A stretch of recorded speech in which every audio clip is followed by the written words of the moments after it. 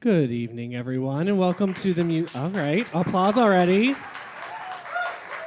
It's a Thursday night at the Museum of Science. Welcome to the Museum of Science, Boston. I'm James Monroe. I'm the producer of adult programs and theater experiences here at the museum, and it's my honor to welcome you all to our very special program tonight, Music of the Genome. I'm also thrilled to be standing here in front of a live in-person audience here in Connors Theater after so long. It's wonderful to have you all back with us in person. We do not take it for granted. Tonight is a very special collaboration between us here at the museum, Multiverse Concert Series, the Curie Institute of Paris, and Juventas New Music Ensemble. And together we've put together an evening of groundbreaking research around the human genome that'll be interspersed with original compositions inspired by that research. And I just want to say a huge thank you to all of the teams involved in this international collaboration and for allowing us to share it with all of you tonight. And this evening is just a part of our current winter-spring season of adult programming here at the museum. We have some incredible experiences and events still to come every week now through the end of May. So I encourage you to check out that lineup by going to our website at mos.org/adults, or you can pick up our season mailer on your way out tonight. I also encourage you to check out our virtual program for tonight. All you have to do is pull out those smartphones and scan the QR code on the screen behind me, or you can do so on the signage on your way out tonight. In there, you'll get to learn about everyone you're going to see on stage tonight, as well as future work happening with Multiverse Concert Series here at the Museum of Science. We may be announcing something really exciting next week, so sign up for that mailing list by going to that virtual program. And tonight, after the performance, we invite you to join all of us for a reception, just one level down in the Blue Wing where you entered. Everyone will be sticking around. We'd love to continue the conversation with you, so make sure you join us right after the live performance here in the theater. But now it's my extreme honor to turn it over to the show. Please sit back, relax, and enjoy Music of the Genome.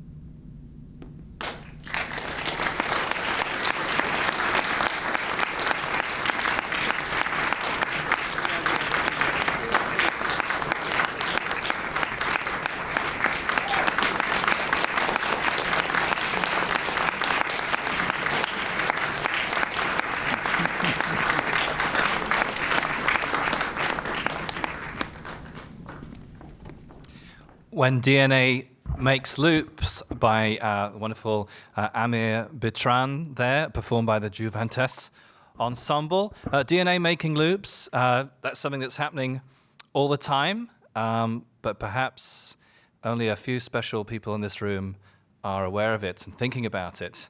Well, the point of tonight's event is to bring these things into the mind and to give us a look into the secret world of the genome. My name is David Ibbott. I'm the director of Multiverse Concert Series. We're a 501c3 nonprofit based here in Boston, and we frequently collaborate with the Science Museum. We make our own programming, but also we love to collaborate with other science art organizations. Now, we believe that science and art belong together and have so much to offer each other. But I wonder, how many people in this room have combined science and art in a project or perhaps as a passion project? Few people? Actually, the lighting makes it hard to see. But we're right on the same page with you. For us, we believe that the head and the heart have so much to offer each other, and that's in both disciplines, by the way.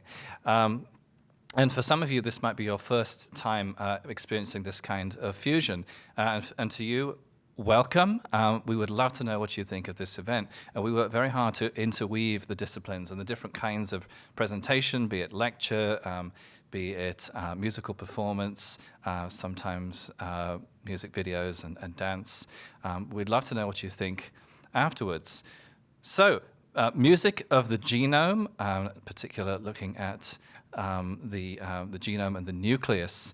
So this is our very first international collaboration. Multiverse, we received a call from a project, kind of a sister project called Muse IC, based in Paris around l'Institut Curie, who is obviously this world-renowned center of science.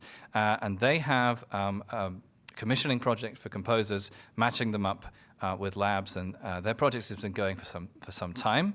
Not only that, it turns out that some of their team members are here in Boston, and they have connections in America. So we got talking, and this show is the result of that truly international collaboration between us and them. And you'll see some composers, some local composers, and some French composers and scientists who've flown a long way to be with us tonight and be part of the show. So without further ado, I'd like to pass over to the director of the Muse IC project to tell you a bit about their vision, Dr. Judith Min Hattab.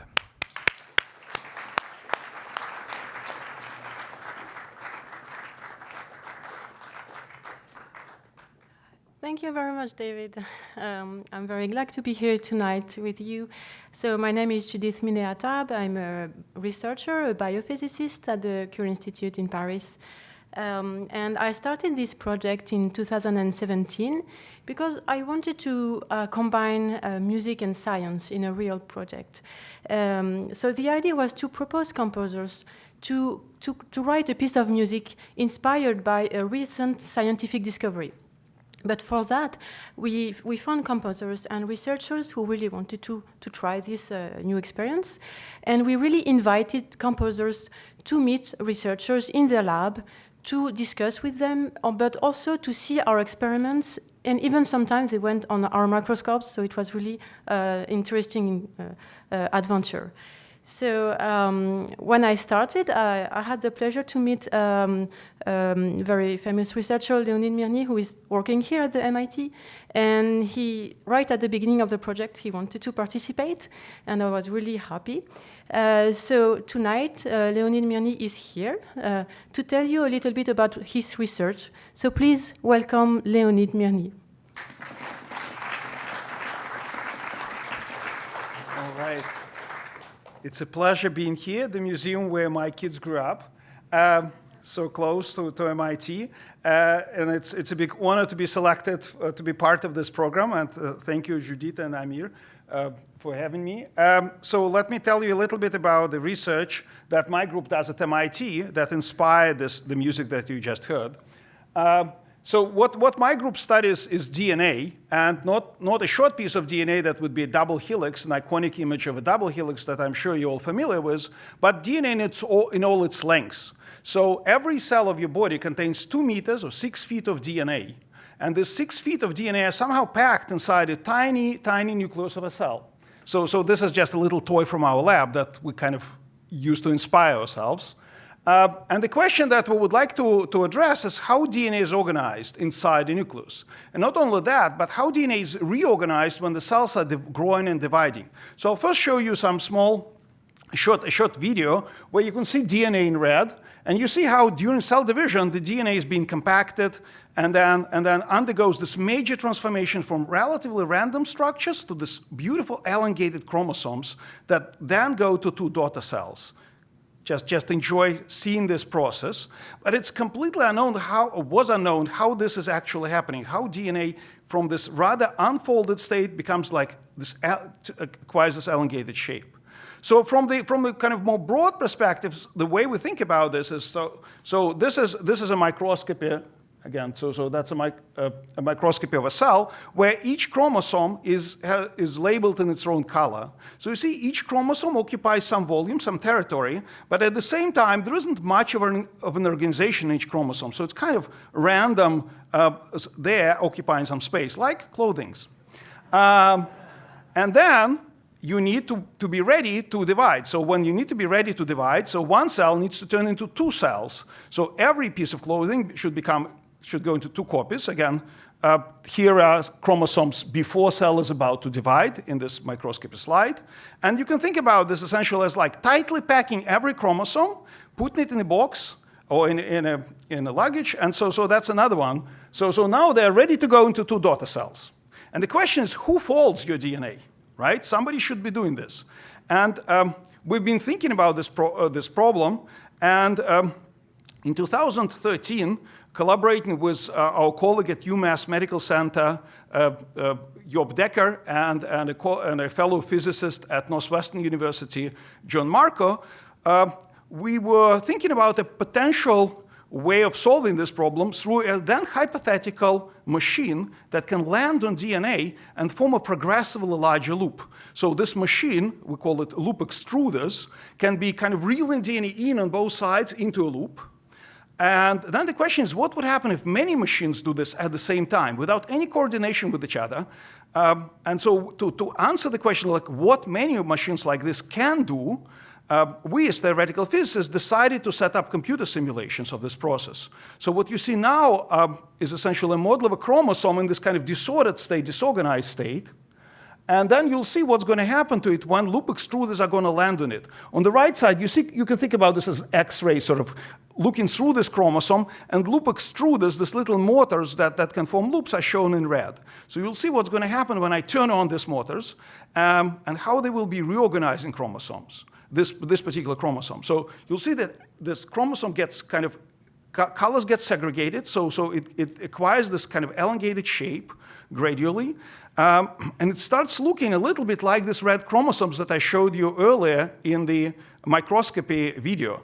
So the chromosome acquires this shape, and what's beautiful about this is that this is done without any coordination between the motors. Every motor just goes on DNA and starts forming a progressively larger loop. Then it may fall off and then come back and form a new loop. And so collectively, this process will organize chromosome from this relatively disordered state to a beautiful elongated shape such that the chromosome is compact and ready to go to a daughter cell. But you may ask, wait, there should be 2 chromosomes. Can the same process solve the second problem?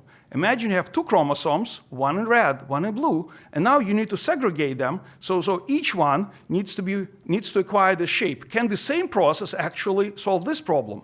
And it turned out, as you'll see from the simulations, that the same process of loop extrusion can actually solve the other problem, not only compacting each chromosome, but making sure 2 daughter chromosomes, 2 chromosomes that will go into 2 separate daughter cells, can also kind of get segregated from each other. And again, there is no coordination between the motors. This is happening spontaneously just from their activity. Again, you're seeing the computer simulation of this. So we say, okay, that's nice. It happened once in our computer simulation. Now we see two chromosomes that are distinct and ready to go into the daughter cells. But how robust is this process? Because it really needs to be incredibly robust. On every cell division, it should happen without a single mistake. So we ran many simulations at once. And so this is a video, again, and the previous videos are done by a graduate student in my group, Anton Goloborodko, who is now a professor in Vienna. So here, Anton is showing you essentially 16 experiments, computational experiments, where chromosomes are experiencing this loop extrusion. And as you'll see, in every single simulated cell, these chromosomes get segregated very, very robustly without any mistake, and they're ready to go into their daughter cells.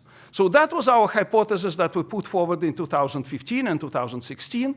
And since then, there were many experiments that indeed confirmed that there is a process of loop extrusion. They found molecules that we predicted to be loop extruders. It's very exciting. It's like in theoretical physics when you predict that there is a particle, and then experiments find such particle. Here the same happened in biological physics. We predicted this activity, suggested a molecule, and experimentalists confirmed our prediction. And last but not least, our work inspired composers and musicians, and we're very happy to be part of this program. Thank you.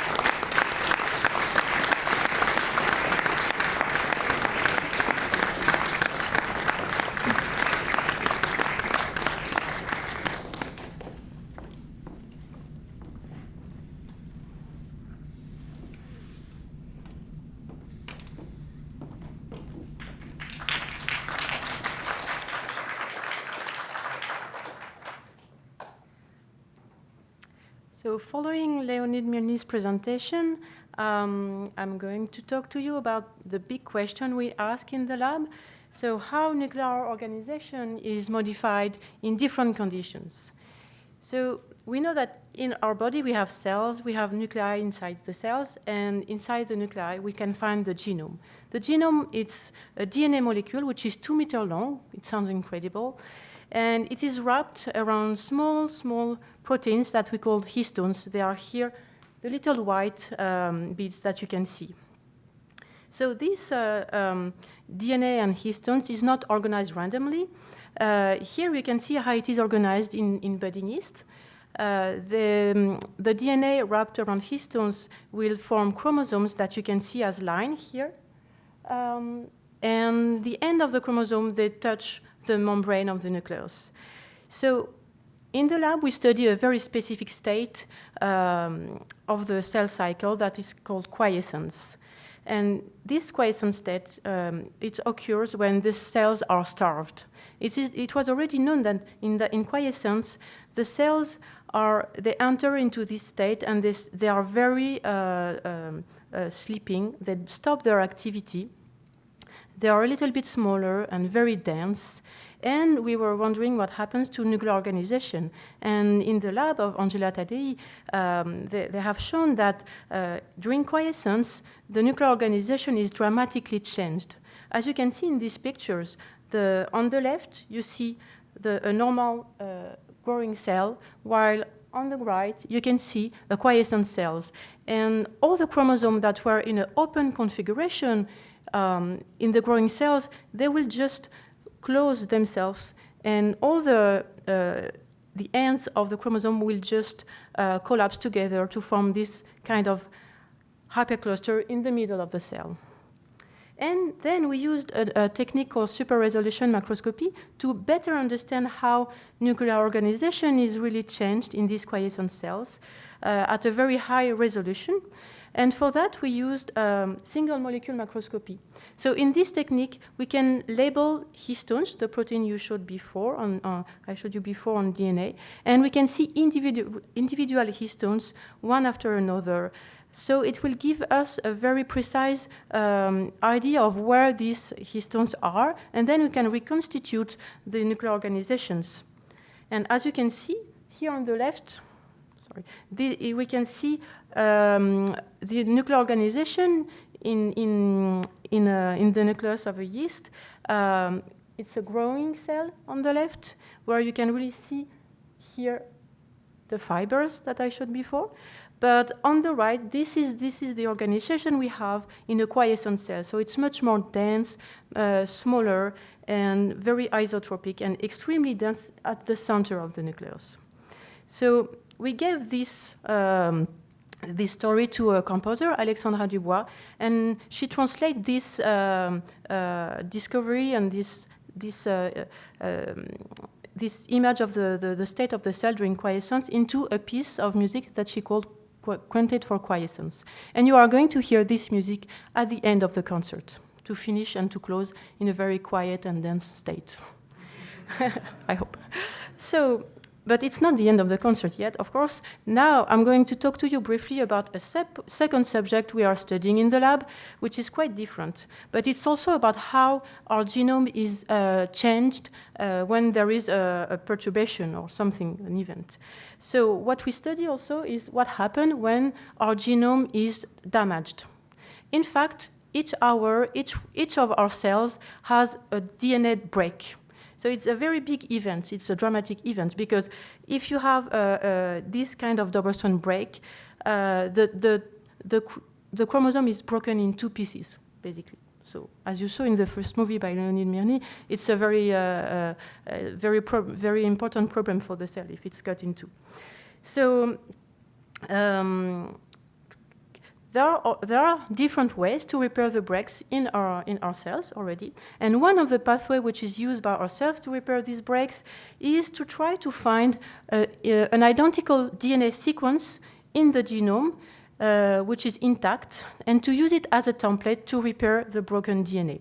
And sometimes the intact DNA sequence will be very close, but sometimes it can be on the other side of the nucleus. So if you think that the nucleus is quite compacted and DNA is 2 meters long, it's a little bit complicated, this search problem. So you can imagine that this is the broken DNA and this is the target that you're looking for. So to give you a picture, it would be a little bit like if you have a book and you are looking for one sentence in 10 times Les Misérables by Victor Hugo. And you need to do that in a very short time. Okay, so if you need to find the one and the good partner, the good sequence, people will tell you, well, just go around, explore the world, and go out. And this is exactly what the cell is doing. So this is how two identical sequences that we call homologous sequences, they move when there is no damage. But this is how they start moving when there is damage. They move more. They explore a larger nuclear volume. Okay. So this work is something that I have started at Columbia University in the lab of Rodney Rostins, and I continue that in France with Xavier Darzac. So to illustrate what we understood from this story is that when there are no breaks, the two homologous loci are relatively far away and they don't explore a lot of space in the nuclear volume. But when there is a break, it will start to move to explore a much larger nuclear volume. And to understand how it does it, because we see, but we don't understand what's behind. So we continued this work and we found that DNA motion can be sometimes complex. To do this target search. So as you can see in this picture, you have two examples of what we call complex DNA motion during DNA repair. Sometimes you can use a kind of multiple scale motion to find the target, and it's illustrated a little here. Okay, and sometimes you can also have kind of confined motion in a sub volume of the nucleus, which will begin a very directive motion after. So we gave all these discoveries to a composer, Emmanuel Ille, and he translated this science into music. This is the piece you are going to hear now. And he imagined that the DNA could be represented by two instruments, the viola and the clarinet, while the histones that I described before, the small molecules, they are represented a little bit by the marimba. And to illustrate this notion of complex motion during the search for a homologous sequence, he used some kind of rhythm, and he also tried to translate this concept of multiscale motion by using multiscale rhythm. So please enjoy the piece by Emmanuel Ille. Thank you.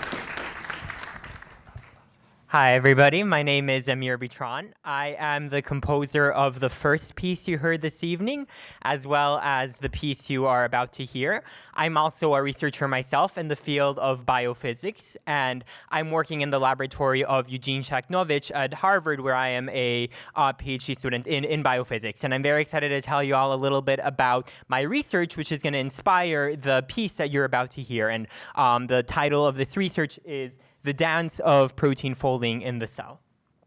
So if you think about all of the things that make life really an amazing phenomenon, you know, the fact that living things can copy ourselves, living things can move around, expend energy, obtain energy from nutrients, living things can process information, make decisions, all of these things would not be possible if it weren't for the activity of these little molecules you see here, which are proteins.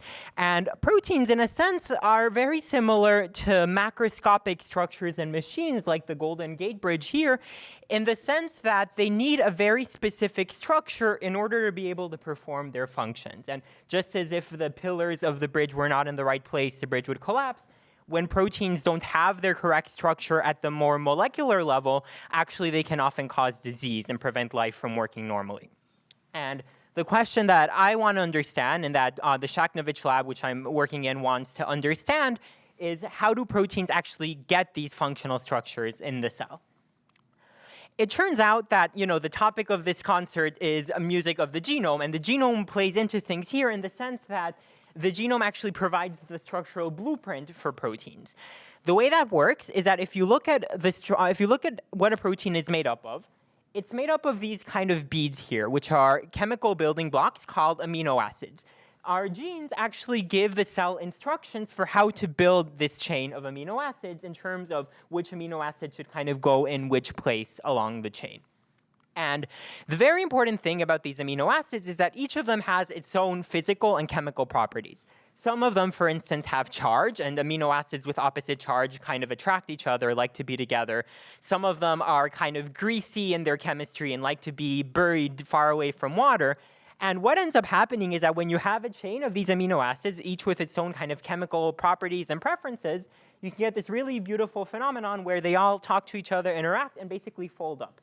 And often, this process, which is called protein folding, is sufficient to then let the proteins actually adopt the structure that let them perform their function. And if you think about this, it's really remarkable. It's like you were to take a long string of yarn and expect it to spontaneously knit itself into a sweater. It's really kind of a similar thing going on here in terms of you have this chain, it kind of interacts with itself, folds up. But this isn't what you would expect a string of yarn to do, right? Usually you would expect if you have a long string of yarn and you let it move around, it'll get tangled up. And indeed, for many proteins, this is actually what happens. They don't by themselves fold. The ones that fold by themselves are actually a very small subset of proteins that we know about. And the majority of them, if you just like make the whole protein and expect it to kind of knit itself into a sweater, it's not going to do that. It's actually going to get all tangled up like this. And in fact, this is what leads to various diseases. So here you see some really beautiful microscopy images of amyloid beta, which is a protein whose improper folding and then a process called aggregation leads to Alzheimer's disease. P53 is an example of a protein whose misfolding is actually linked to about half of all human cancers. And so how can we resolve this problem? Well, if you think about how you actually knit a sweater, you don't just spool out all your string and then work with it. You actually have your ball of yarn. You take a little bit at a time and kind of work with it piece by piece and then make your sweater like that. And there's actually a process in the cell that might, if you think about it, allow you to do just that. And this is the process of protein synthesis, which is the way proteins are actually built up in the cell. You have this machine called the ribosome, which reads genetic information. The genetic information is in the form of this molecule, which nowadays I think is very familiar to people, mRNA. So mRNA vaccines tell your cells how to make coronavirus proteins or proteins of some other virus. But more generally, mRNA can give the instructions for how to build any protein. And so this machine called the ribosome adds amino acids to the protein one at a time in accordance with the information in your mRNA. And here's one thing that's really cool. The genome doesn't just encode the sequence of amino acids that makes up the protein. It actually also encodes tempo markings that tell this ribosome that we saw how quickly or how slowly it should build the protein. And it turns out that sometimes there are retardandi, slowdowns in the tempo, once you've made enough of the protein that it's expected to be able to start folding via this process we saw a few slides ago. And this is a discovery that my lab has made and that other groups have shown as well. And so there's actually genetic information to basically let you make that protein a little bit, start knitting, make a little more, start knitting, just like you would when you're making a sweater. And so I'm going to show an animation of this now. Oops, that went faster than I hoped. Okay, it kind of started a little bit later, but let's kind of wait until the end. So this is the structure that the protein is ultimately going to fold itself into. And we'll just give it a second. It'll restart again.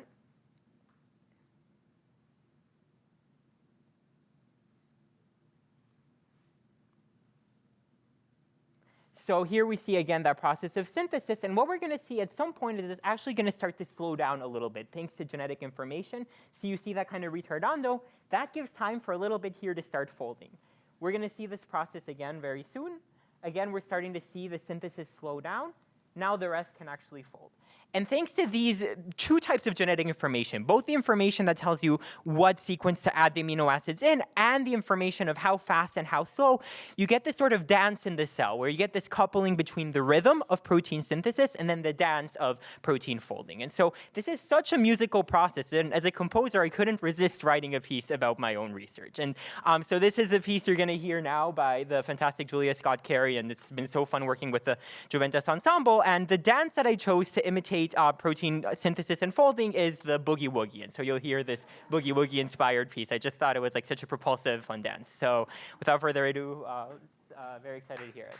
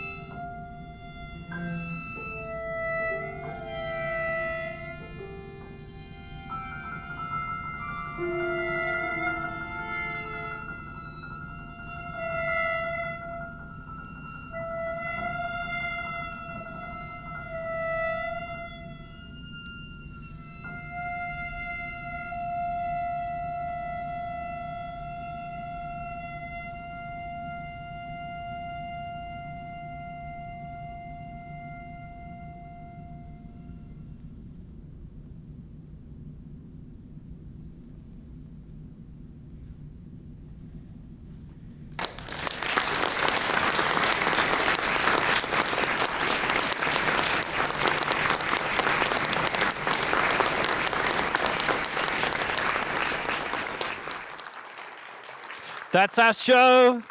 Are you feeling quiescent? I'm feeling inspired and full of questions for just about everybody involved. And you will have the chance to ask them. But first, I have a lot of people to thank, starting with the Juventas Ensemble. Their artistic director, Oliver Kaplan, unfortunately had an exposure this morning. So he's not here, but we can applaud for him. But let's have Yes, Oliver! It'll go on the video. But let's have the ensemble up one more time. I want to thank each of them individually.